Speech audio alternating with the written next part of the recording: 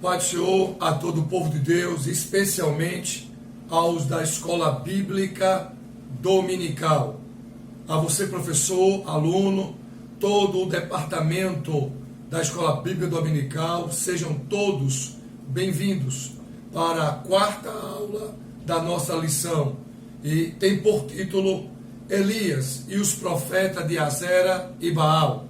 Meus amados, hoje nós temos uma lição extraordinária. Vamos tirar muitas lições para nós. Certamente você vai ter um apetrecho pedagógico para lhe auxiliar com mais informações dentro dessa lição que você vai ministrar no próximo domingo, tá bom? Conto com vocês. Não esqueça, toca lá no sininho, comenta, eu respondo todas as perguntas que me fazem aí no nosso canal, na página EBD Simples Assim. Como também dá um like aí se você gostou, compartilha. Já temos muita gente no Brasil, inclusive também em Portugal, lá na Alemanha, participando conosco da Escola Bíblica Dominical, com o título EBD Simples Assim. Tá bom, amados? Vamos então para mais uma aula. Todos prontos? Vamos nós!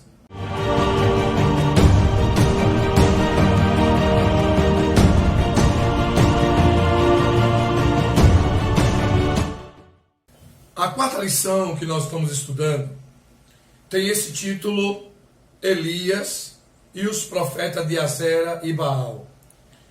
Queridos, como vocês bem sabem, a princípio eu faço 5 ou 4 ou 6 frases introdutórias para dar o escopo da lição. Primeiro, a batalha dos deuses. Eis aqui uma passagem clássica da batalha dos deuses. Deus, um só, contra os profetas de Baal, 450.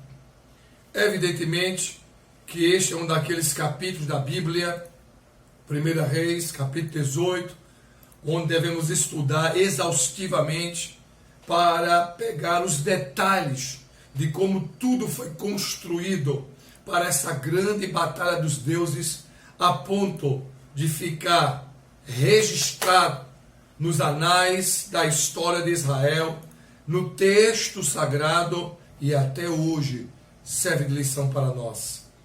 A segunda parte dessa introdução tem como uma frase de efeito: Deus é o Deus da água e do fogo. Você percebe que antes Deus fala com o profeta Elias para travar a água. Isso prova que ele manda nas águas. Não somente Baal e Azera, que eram os deuses adorados pelos judeus, que na verdade não existe essa divindade, são espíritos demoníacos personificados nessas duas imagens, mas para provar os adoradores de Baal e Azera que quem manda no céu é Deus, quem determina é Deus. Então Deus não é somente o Deus que determina na água, mas também no fogo. Ele faz cair água do céu e também faz cair fogo do céu. Água e fogo está sob o domínio dele, para mostrar que ele tem todo o domínio sobre a natureza. Terceira frase de efeito tem uma expressão que eu utilizei baseado no texto e tirei a expressão cochear. Coloquei assim: transitar em dois pensamentos leva-nos à colisão. Não ficou legal? Transitar em dois pensamentos leva uma colisão. Ou seja, quem está dirigindo não pode estar pensando em diversas coisas, a não ser centrar sua mente no objetivo onde quer chegar e sua mão no volante. Então eu aproveitei essa expressão cochear e coloquei transitar em dois pensamentos. Leva-nos a uma rota de colisão, ou seja, não chegaremos a lugar nenhum, não teremos resultados de nada, porque a dúvida sempre nos leva a um caminho sem volta ou a um caminho sem saída. Quarto, erradicação terminantemente da idolatria. Percebam que desde que eu estou dando aula aqui no nosso canal, estou sempre falando da idolatria. Não é porque eu queira, não. É que a lição nos diz, e a história de Israel em Reis, primeiro Samuel, Reis e Crônicas, vai sempre trabalhar essa idolatria. E por último, Elias, um homem semelhante a nós, sujeito às mesmas paixões, às mesmas fraquezas. Aqui dá um entendimento, pessoal, de que Elias chegou, digamos assim, ao ápice da espiritualidade, da intimidade com Deus, a ponto de fazer coisas extraordinárias, que até hoje são admiráveis para nós e para os judeus. E é interessante como Tiago diz, semelhante a nós. E conseguiu coisas extraordinárias. Isso é para dizer que não fique eu e você, ou tantos quanto queiram, olhar para o passado e dizer, no tempo de Elias, Deus falava mais, Deus falava milagre. O Deus é o mesmo. O problema é que a gente olha para esses homens e vê nele pessoas que jamais chegaremos ao seu grau de intimidade, seu grau de espiritualidade. Porém, o Deus é o mesmo. Quando um coração se compromete em servir a Deus, coisas extraordinárias podem acontecer. Basta citar grandes pregadores, teólogos, homens que se envolveram na obra do Senhor, pregações que ficaram na história, são muitas, pessoal, muitas. Então, Tiago diz, homem semelhante a nós, dizendo, se Elias conseguiu, nada impede que a gente também possa conseguir feitos semelhantes ao de Elias. Vamos entrar agora na nossa lição, amados. Depois desse introito, onde eu vou colocar já no nosso canal, no YouTube, deixando tudo bem arrumado. Agora, a gente vai entrar no primeiro ponto da lição, que fala sobre o desafio no Monte Carmelo. Para a minha alegria como teólogo e historiador, eu tive o prazer de pregar no Monte Carmelo, o mesmo monte que Elias desafiou os profetas. Você depois vai lá no YouTube, no meu canal, e procure lá nas páginas Pregações em Israel, a nossa viagem. Lá vai estar eu pregando meia hora sobre o Monte Carmelo. Então, acredito que você pode tirar muitos exemplos, lições e ensinamentos dessa nossa mensagem quando eu preguei em 2013 lá em Israel, no Monte Carmelo. E o que nós podemos aprender aqui nesta lição? Primeiro, sem um rei para adorar, sem uma liderança para temer a Deus, sem um povo para consultar a Deus, imagine o estado deplorável que estava Israel.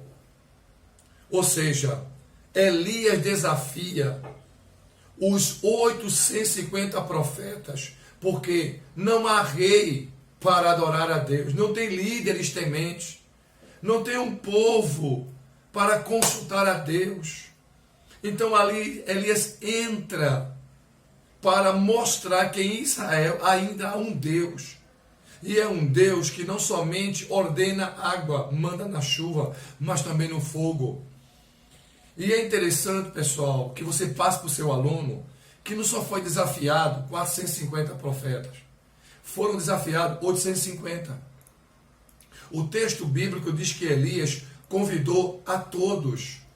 Agora preste bem atenção, o texto vai dizer, em 1 Reis 18, 19, agora, pois, manda reunir-se a mim todo Israel no Monte Carmelo, como também convida o povo, como também 450 profetas de Baal e os 400 profetas de Azera, que comem na mesa de Jezabel. Era um homem sustentado pela folha de pagamento em Israel. Acabe pagava esses profetas para mentir e corromper o povo de Deus. Elias então lança o desafio para que estes viessem ao Monte Carmelo para o desafio do fogo. Porém, 400 profetas de Azera se acovarda e 450 profetas aceitam o desafio. Lá na frente a gente vai ver mais detalhes sobre isso. O povo, interessante, nada responde, pois estavam mergulhados na idolatria. Quando o desafio é lançado do profeta Elias, até quando cocheareis em dois pensamentos? Se o Senhor é Deus, segue. Se não é Deus, é Baal, segue. Veja o grau de idolatria, de mergulho profundo na idolatria de Israel estava o povo, porque não dava resposta nenhuma se era realmente Deus para seguir ou se era Baal. Ou seja, estava tão mergulhado na idolatria que o próprio coração já não tinha mais certeza se ia continuar com Baal ou se ia continuar com Deus. A idolatria chegou a um nível tão deplorável que pôs dúvida no coração dele, talvez se tornando pior do que o próprio idólatra que escolhe alguém para idolatrar. Imagine como estava Israel. O povo nada respondeu, diz a Bíblia Sagrada. Mas, o que é que nós temos diante disso? Quando essa questão chega a esse estado deplorável, o problema de não saber adorar a Deus leva a humanidade a estar em eterno problema de dúvidas. Esse eterno problema de dúvida leva então o homem a uma dependência de que seu coração já não pode mais confiar em um único Deus. Leva uma dependência de adorar várias divindades. É assim nos dias, foi assim nos dias de Elias, é assim hoje e sempre será. Quando o coração humano não coloca em Deus verdadeiro, então ele fica à mercê das divindades. Ou seja, leva o homem a envolver-se no submundo do espiritismo, o submundo da idolatria, o submundo do culto às divindades. Israel, desde a entrada de Canaã, por volta do século XII, até o século VI, cerca de quase 700 anos que o povo de Israel vem trabalhando a idolatria dentro das tribos de Israel.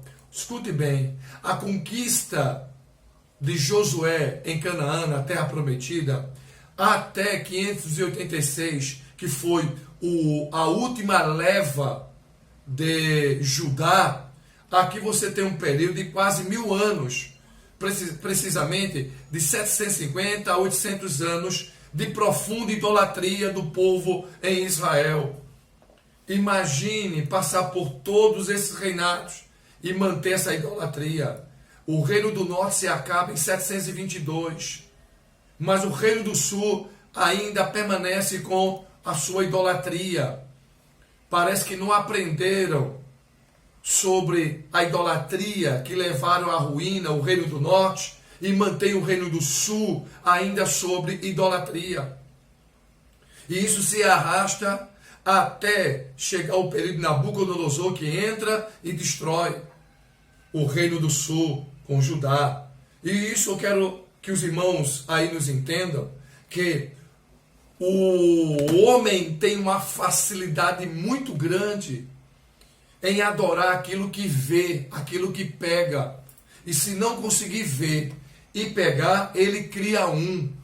Imagine como esse ser humano se devota a coisas que tem olhos, mas não vê, tem boca, mas não fala, tem nariz, mas não sente cheiro nenhum, tem garganta, mas não sai som, tem mão, mas não apalpa, tem pé, mas não anda. Mas há uma necessidade extrema do ser humano em buscar alguma coisa para adorar. Ao verdadeiro Deus, eles não querem buscar, porque eles precisam de cabelo, de olho, de boca, de corpo. Eles precisam de formas para adorar.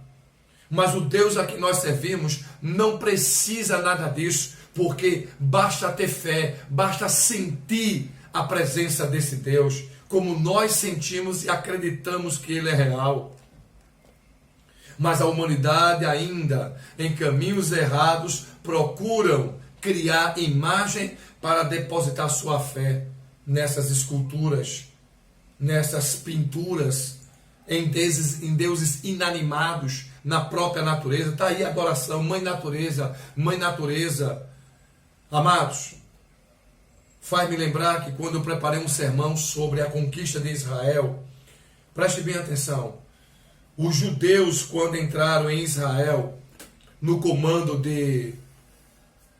do homem de Deus Josué, Josué entra com vontade de conquistar tudo 100%, mas parece que a conquista chega na base de 70%, e os 30% que faltavam, não conquistaram mais, acharam que já estava bom para ficar na terra. E o que é que acontece? As divindades que eram para ser destruídas, serem expulsas, permaneceram, e isso tornou-se uma ruína. Depois de Josué, o período dos juízes. Depois dos juízes, entra os reis e continua a idolatria em Israel. A Bíblia vai dizer que no Salmo 135, versículo 18, torne semelhante a eles os que fazem e confiam nele. Ou seja, aqui está uma reprimenda do salmista em dizer que aqueles que fazem mais de escultura tornam semelhante a eles. Como? Sem juízo, sem fala, sem olhos, porque estão cegos. Fica igual a eles, feitos zumbis, que nada podem fazer. Como diz Jeremias, é feito um pepinal, nada podem fazer. Amados, quando Josué entra na terra prometida, o povo passou 40 anos peregrinando no deserto. E o povo viu o que no deserto? Um Deus de sequidão, um Deus que de vez em quando mandava água, de vez em quando mandava cordonize, um Deus que estava sobre um deserto caustigante. Aí quando o povo entra na terra prometida, aí vai ver pomares, cidades edificadas, abundância de víveres. Logo os judeus procuram saber quem são os deuses dessa terra. Aí disseram, temos Baal, Azera, Moloque, El, Insta. Passaram então a cultuar estes deuses. Por que esses deuses? Porque para os judeus que estavam entrando na terra prometida, eram os deuses da fertilidade, eram os deuses da provisão. Logo esqueceram do Deus do deserto. O Deus do deserto é somente sacrifício, é um Deus de sequidão, é um Deus que tem que clamar para mandar comida. Eu não quero mais esse Deus, eu quero o Deus dessa terra. E com isso, amargaram a vida até o cativeiro.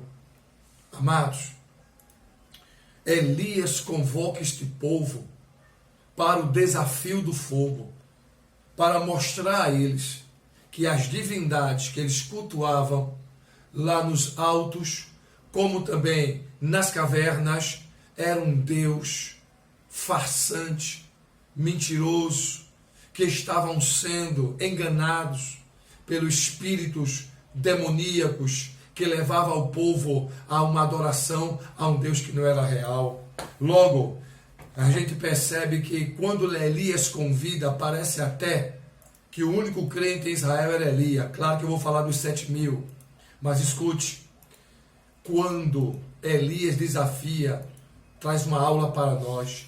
Coisa boa é estar cheio de Deus. Coisa boa é sentir que Deus está conosco. Isso para nós, amados, é um exemplo, porque ao sentir a presença de Deus na vida, você não teme a nada nem a ninguém. Você não tem medo de perseguição. Você enfrenta tudo e a todos, porque você está com Deus. Você sente a presença de Deus. É diferente. De maneira que isso, vai revelar o caráter da intimidade de Elias para com Deus. Isso deve inspirar a mim e a você. A intimidade que tinha Elias com Deus, a ponto de orar e Deus atender e mandar resposta. A história de Elias é feita de milagres extraordinários, de curas, de coisas que chamam a atenção até os dias de hoje. E alguns chegam até a duvidar se de fato isso foi verdade. Elias nos inspira pela coragem, pela intimidade, pela intrepidez, pela ousadia. Meu irmão, há várias características deste homem que serve para nós. Tanto é que ele é falado, comentado e escrito no Novo Testamento, pois este é um homem que sobressai das Escrituras como um homem que tem uma intimidade profunda com Deus. Tanto é que na revelação no Monte da Transfiguração está lá Moisés e Elias se apresentam ali, representando ali a lei e os profetas. Queridos, diante de tudo isso, nesse primeiro ponto da lição, o desafio aqui não foi Elias desafiando os profetas de Baal, foi Deus desafiando o povo de Israel, não para provar que ele é Deus, que ele não precisa provar, mas para mostrar ao povo de Israel quem é o Deus único e verdadeiro. Lembre-se, ao dar esta aula, não diga que Deus fez isso para provar que é Deus. Não, ele fez para mostrar a todos os profetas mentirosos, ao rei, às lideranças, a todos que estavam ali, que Deus é o Deus único e verdadeiro.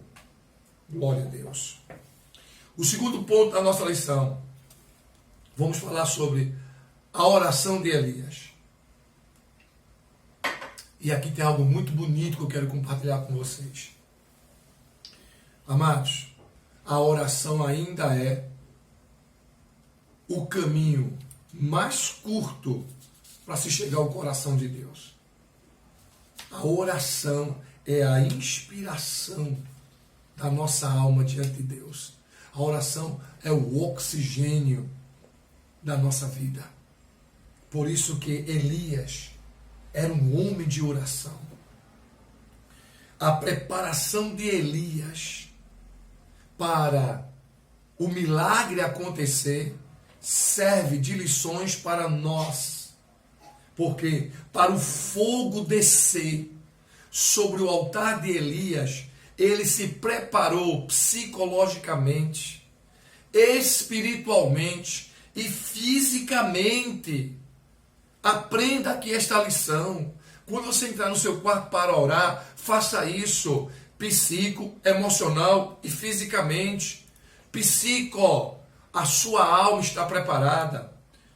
Emocionalmente, põe a sua mente para falar aquilo que precisa ser falado diante de Deus. E fisicamente, cubra seu corpo, incline seu corpo e coloque ele em sacrifício, em oração ao Senhor.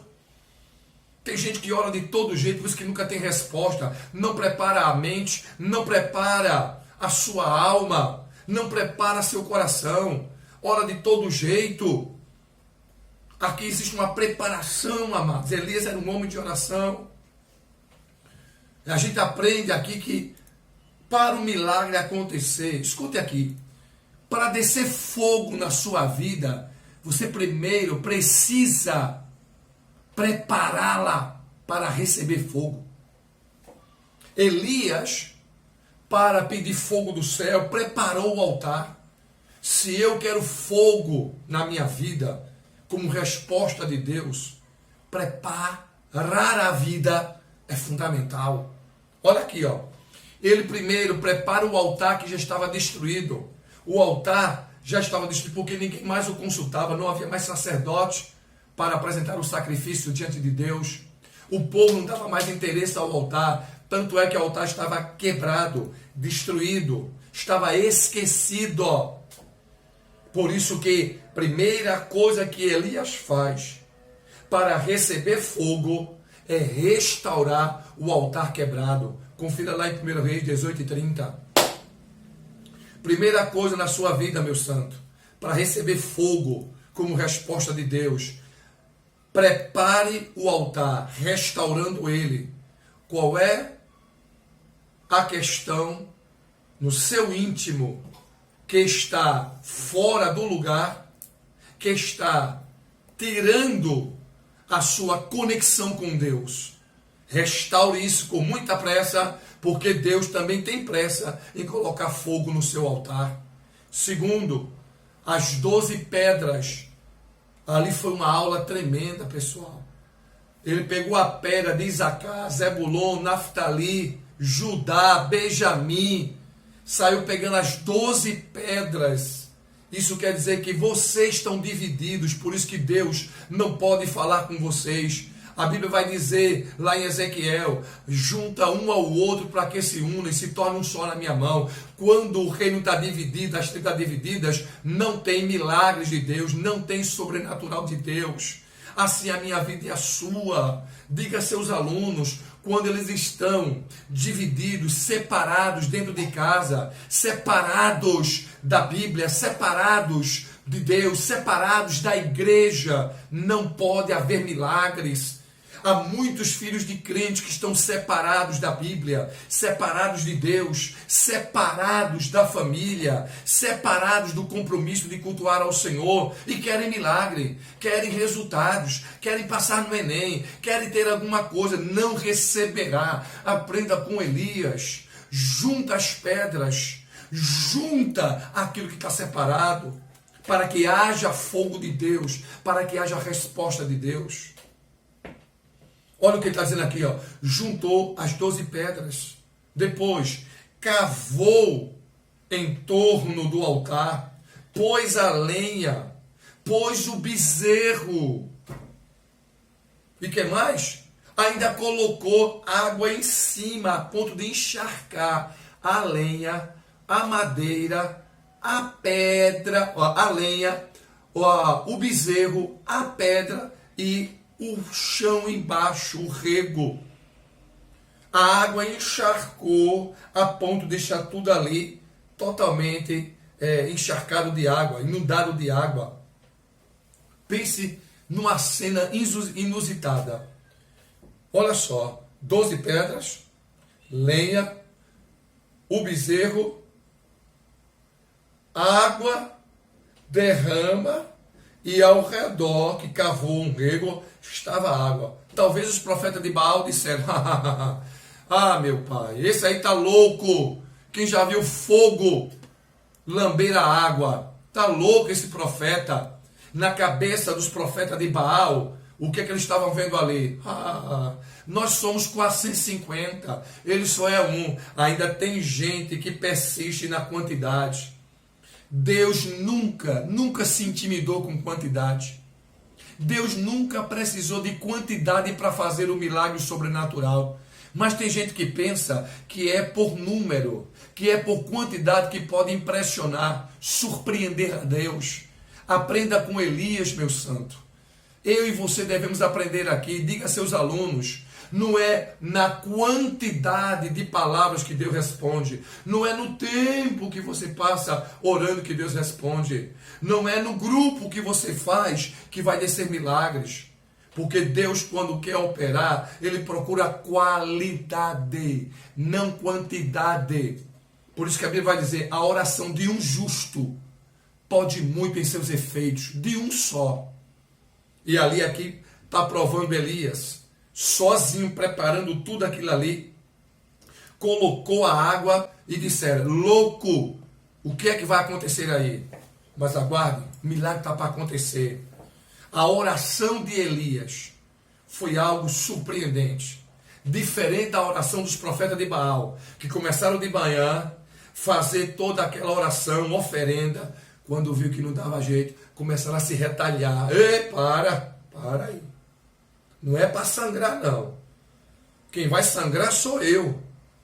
Não quero ninguém aqui cometendo suicídio e se matando, não. E a Bíblia vai dizer que passou do meio-dia. Já estudei em vários comentários uma coisa interessante. Olha só, o fogo não cai de meio-dia.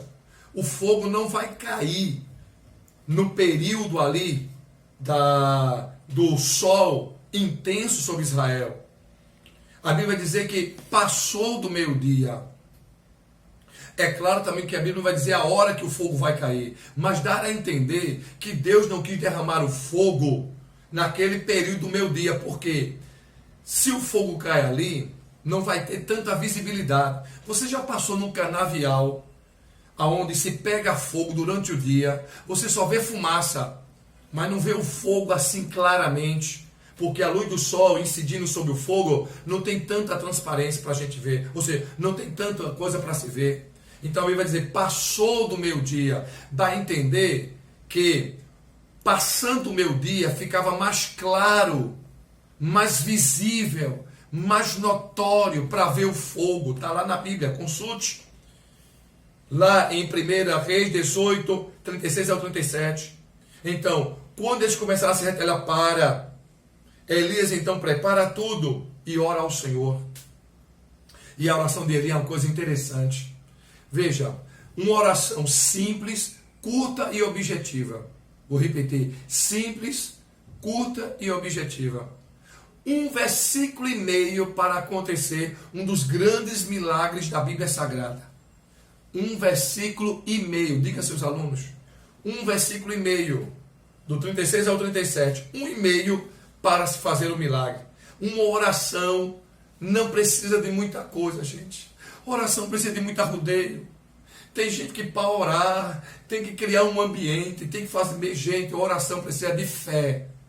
Oração precisa de fé. Se houver fé, milagre vai acontecer. Se houver fé, vai acontecer coisas extraordinárias. Sem fé é impossível agradar a Deus.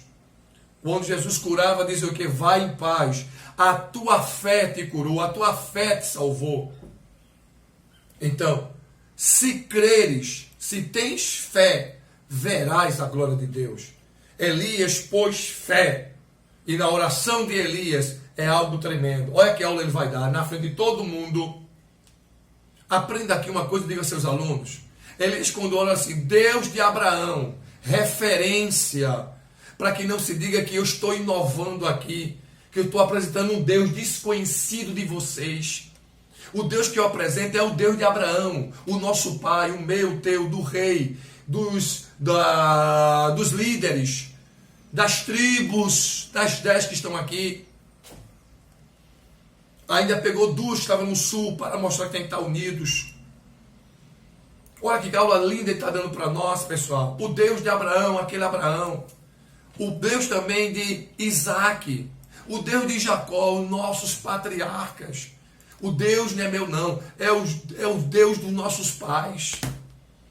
Não estou inovando aqui não. É um Deus que há muito tempo opera em nós, mas vocês rejeitaram. Ó Deus de Abraão, Isaac e Jacó. Nessa oração dele, fazendo o povo voltar-se para esse Deus, com um versículo e meio, curta oração, que termine em uma frase aí.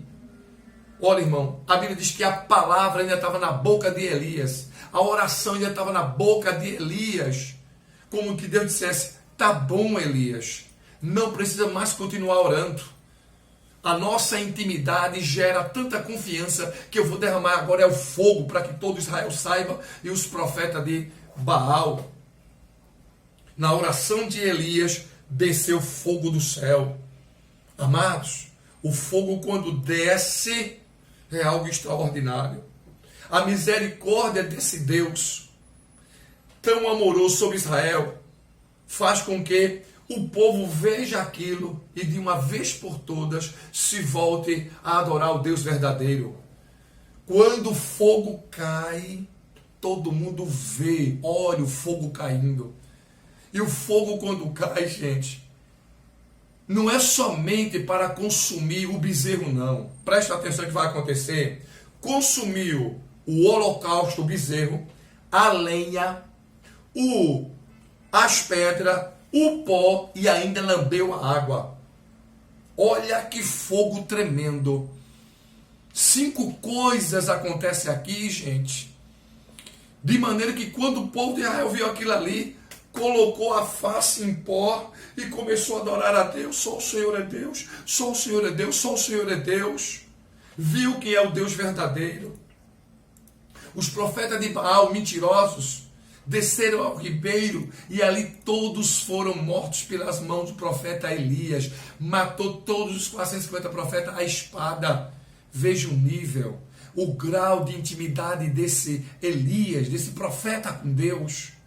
Amados, o povo vê desse milagre, pois a sua fé em ação para voltar a adorar o Deus verdadeiro.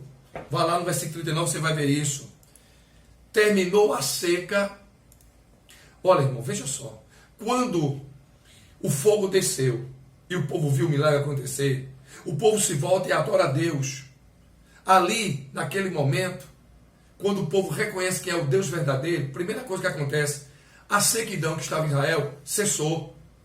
Elias ora a Deus e vem abundância de água. Preste atenção. Deus que tinha enviado fogo, agora vai enviar água. O Deus do fogo é o Deus da água. Eu mando no fogo e mando na água. O nível de espiritualidade de Elias estava lá em cima. Agora, o terceiro ponto da lição, gente. Tem uma coisa que muita gente lê e não entende. Mas eu vou explicar aqui. Vou explicar pelo viés teológico e também da própria psicanálise. Preste bem atenção.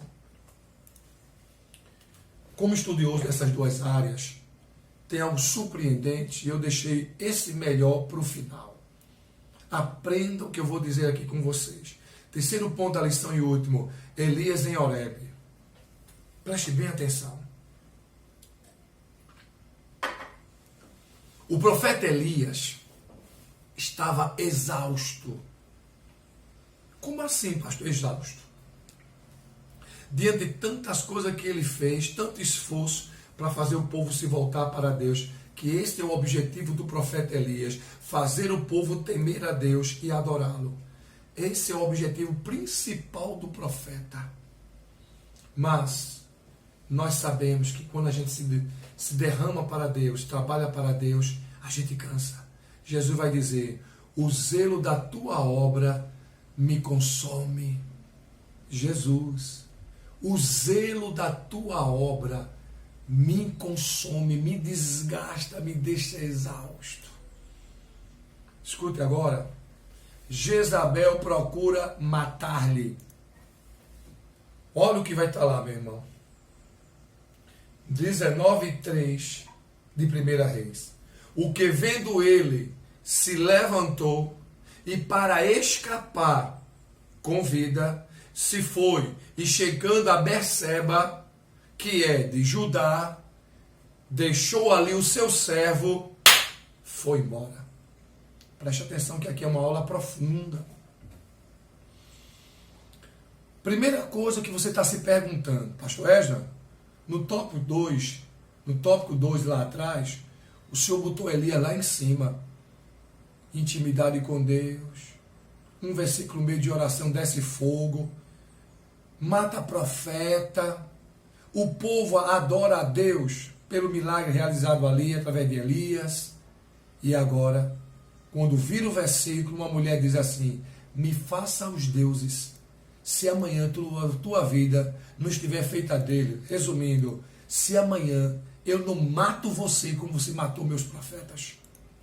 Aí você se pergunta agora, pastor, como é que um homem que no capítulo 18 faz tanta coisa extraordinária e vai ter medo do recado de uma mulher? Eu não entendo essa passagem bíblica, pastor Ezra. Como isso é possível? Elias tinha acabado de matar profeta, orar, descer fogo do céu. E agora corre com medo da carta de uma mulher. Presta aqui o que eu vou dizer. Presta aqui atenção no que eu vou dizer a vocês aqui. O profeta Elias não correu com medo, pessoal. Não foi medo não, aqui ó, escapar com sua vida. Olha só, pessoal. Escuta o que eu vou dizer com muita atenção. Quando você está cheio de Deus, cheio da presença de Deus, e prega, e dá uma aula, ganha as vidas para Jesus, ali você está cheio, mas depois da mensagem, você se esvazia. Tem muito pregador que quando está pregando, está cheio de Deus, mas depois da mensagem, quando termina, volta aquele homem natural como era. Porque ele foi tomado por Deus, cheio de poder e autoridade. Se você não tiver o cuidado de manter aquela intimidade com Deus, você se esvazia. E ali Elias estava esvaziado, exausto, cansado. E foi nesse cansado, nessa exaustão, que a sua alma lhe disse, foge. Não quis ouvir o Espírito, fique, porque você está cheio de Deus e você vai enfrentar esta mulher. Não, pessoal. Ali, a alma tomou conta, está cansada, está exausto, o corpo não aguento mais. Então, por um descuido, ele correu para não ser morto através da carta de Jezabel. Sim, pastor, mas por que se ele estava cheio de Deus? Por um descuido dele, Elias não tornou a manter a sua confiança integralmente em Deus. Oscilou em dar voz à sua alma, dizendo, não dá mais para manter esse nível, foge, escapa para a tua vida. Isso acontece no nosso dia a dia, pessoal. Quantas vezes você já disse, mas pai, aquele homem era um homem de Deus, cadê o homem? Aquela mulher era um instrumento na mão de Deus, cadê a mulher? Sabe o que é isso?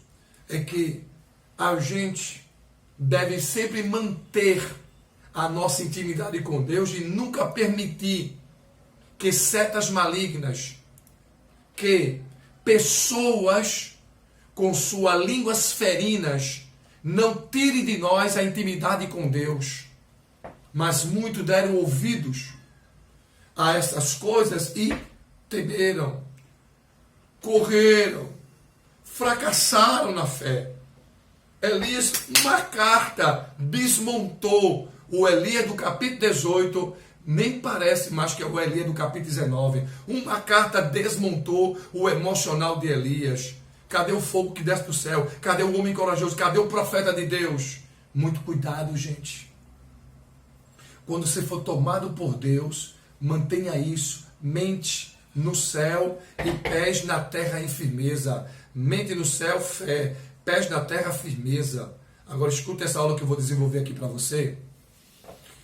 Olha só.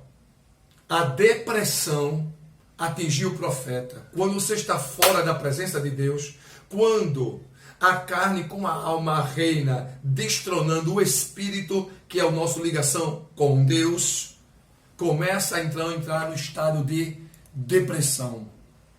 E o que é essa depressão? Vamos ver agora. Primeiro passo para a depressão, cansaço físico.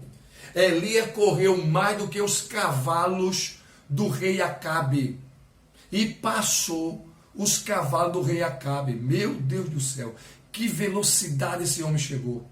Cansado. Abandonou o seu servo, segundo a atitude de quem está no processo de depressão, não quer ninguém ao lado dele. Na hora que ele mais precisava de um companheiro, ele deixou lá em Berseba o seu moço. Vai aprendendo aí. Segundo, abandonou o moço. Terceiro, este homem pediu a morte. Chegou ao último estágio, o último estágio de uma pessoa deprimida, que é almejar a morte, pedir a morte. Chega ao nível mais profundo da depressão. Eu quero é morrer. Engraçado, pessoal. O Elias, que enfrentava tudo e a todos, chega agora nesse estado e dizer: não tenho mais motivo para viver. Não sou melhor do que meus pais. Pede a morte. Moisés também lá pede morte. Elias pede a morte. Jonas pede a morte. O próprio profeta Jeremias pede a morte. Mas na agenda de Deus, não tinha morte para Elias, não tinha morte para Moisés, não tinha morte para Jonas, não tinha morte para Elias, nem tampouco mortes para um outro homem que pediu morte a Deus. Na agenda de Deus estava a vida. Viva e deixe a morte comigo. Elias, no estado de depressão, pede a morte. E para culminar com isso, entra numa caverna. Caverna é solidão, isolamento, abandono, não tenho mais razões para viver. Parece que é o fim na vida de Elias. E esse estado todo ainda entra no processo de carência de simpatia. Senhor, tu sabe que eu tenho sido zeloso. Deus, tu sabe que a minha vida é melhor do que a dos outros. Como quem está ali buscando justificativa pelo que ele está fazendo. Justificar-se porque correu, justificar-se porque deixou o moço, justificar-se porque não queria nem comer mais beber, justificar porque pediu a morte, justificar porque entrou numa caverna. Meu irmão, imagine como chegou esse Elias, o grande Elias, que fogo desce do céu, que desafia profeta, mas Deus vai tratar com esse profeta. Deus nunca desiste do homem. Deus vai cuidar. O maior psicanalista de toda a história vai tratar com o profeta Elias. E qual é o tratamento que vai ter? Primeiro, Deus lhe deu força. Come e bebe. Come, bebe e caminha. Primeira coisa para quem está deprimido: não quero comer. Coma e beba. Segundo, lhe permitiu o desabafo. Vá, desabafe. Por que você está nessa? Ah, porque isso? Porque Jezabel queria me matar. Ah, porque eu não sou o melhor. Não sou melhor do que meus pais. Pode desabafar. Terminou? O que é que vai Deus já fazer com ele ainda? Deus tratou como?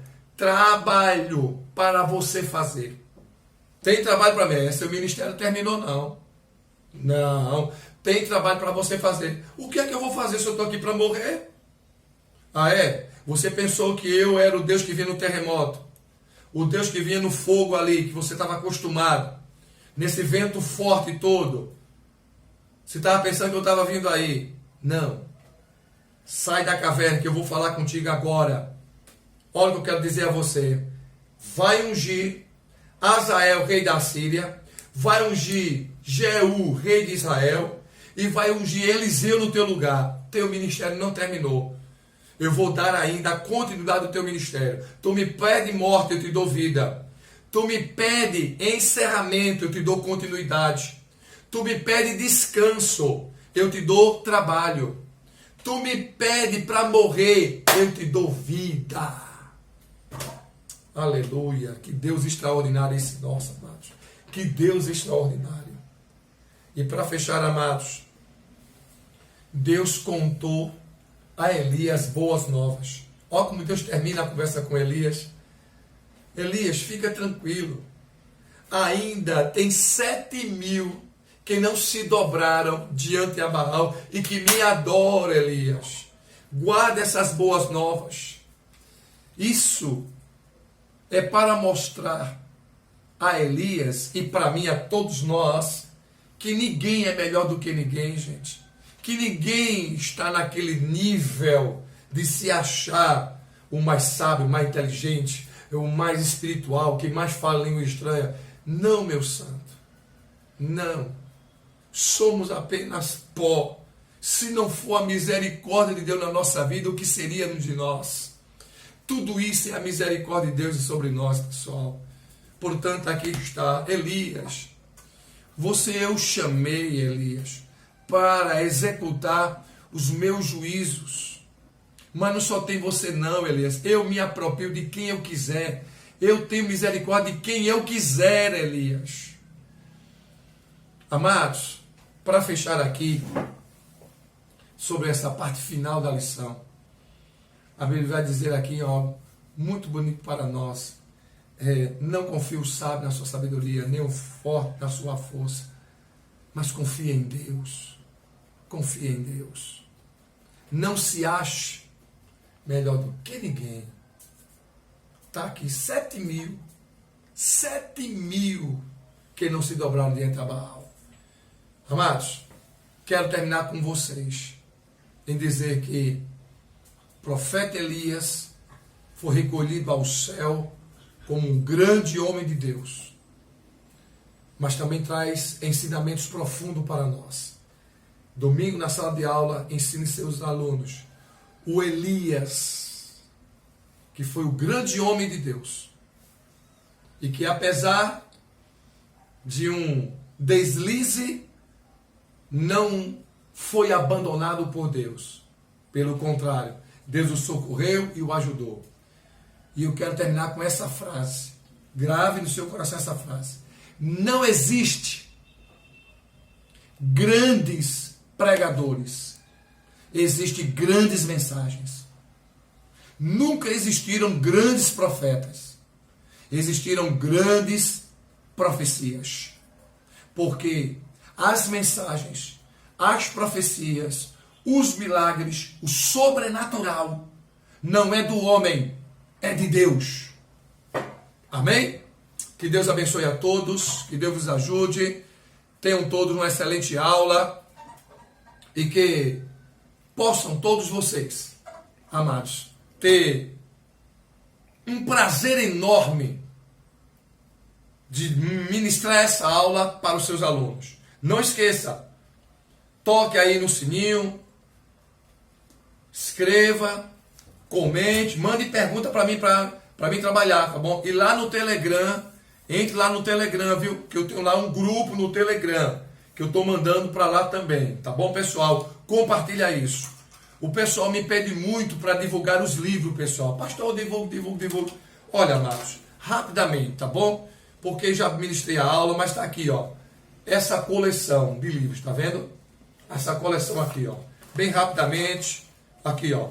Escatologia Pentecostal.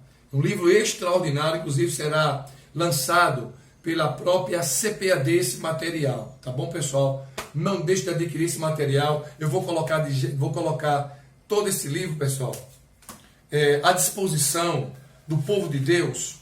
Também pode adquirir aqui no nosso canal. Vai trabalhar aqui, ó,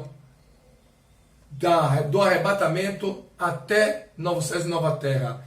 Explicar detalhadamente o que é escatologia pentecostal, porque nós não somos da linha chamados pós-milenistas, nós não somos amilenistas, somos pré-milenistas.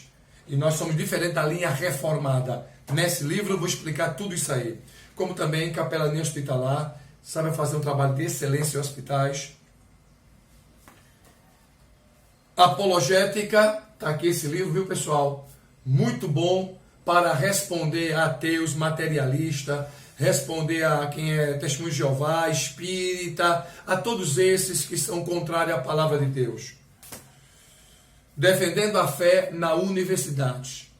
Pense no livro onde a gente vai trazer uma aula para você que tem seu filho no ensino fundamental, ensino médio, no ensino superior. Está aqui, ó, Defendendo a fé na universidade. Desafios da fé cristã no ambiente acadêmico. São mais de 12 teorias filosóficas contra, tá bom?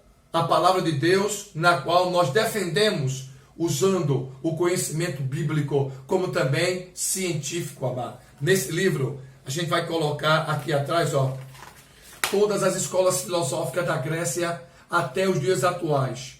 Escolas, teorias, filosofias, tá aqui, ó. Pense, nosso livro tem um diferencial. Sempre no final, pessoal, olha para aqui, ó. Sempre tem esse diferencial aqui, ó. Muito bom, tá vendo? Não deixe de adquirir essas obras, são muito boas. Conflito de Jovens e Adolescentes Cristãos, livro extraordinário. Aqui eu falo tudo: sexo, drogas, ficadas e ficantes, mito do gene gay, homossexualismo, ideologia de gênero. Precisamos falar sobre suicídio. Pense numa obra excelente. Ensaio sobre ciência da religião, grande livro também. Foi a minha tese de mestrado, livro extraordinário. Aqui, ó, olha só que eu coloquei para lhe ajudar. Olha aqui, ó, política da religião, filosofia da religião, psicologia da religião, história da religião, tá tudo aqui, ó. Material riquíssimo para a gente que é professor de EBD, como também a Bíblia, a história escrita por trás do livro. Esse livro eu escrevi quando eu viajei para Israel, Egito, Grécia, Roma e Turquia. Olha eu aqui, ó, tá vendo? Eu fui escrever lá esse livro, aonde vai trazer vários detalhes sobre a Bíblia que nós possuímos. Olha aqui, ó. Tudo por onde eu passei. Conheça melhor a palavra de Deus, pessoal. Eu tenho aqui muitas aulas para explicar melhor sobre a Bíblia, sobre a sua formação, como chegou até nós, porque existem tantos tipos de Bíblia. A nossa Bíblia está baseada em que fonte? O que é o texto receptus, o texto majoritário? Isso é uma aula que todo professor precisa saber. E aqui eu falo claramente qual a diferença de chamar de epístola e de carta. Gente, toda essa obra custa 280, mas para que o nosso canal, se você pedir em nosso canal, custa apenas R$200, tá bom? Apenas R$200 toda essa obra. Individualmente custa 45, passa a ser a R$30. E toda a coleção apenas 200. Frete grátis. Frete grátis. Só paga só os 200 e mais nada, tá bom, pessoal? Se quiser, anota aí o meu contato, que eu vou deixar aí na tela para vocês verem o nosso contato, tá bom? Que é 81 de Pernambuco, 987-380372. Amém? Que Deus abençoe a todos, em nome de Jesus. E já vamos preparar a 5ª aula, tá bom, pessoal? Forte abraço, Deus abençoe.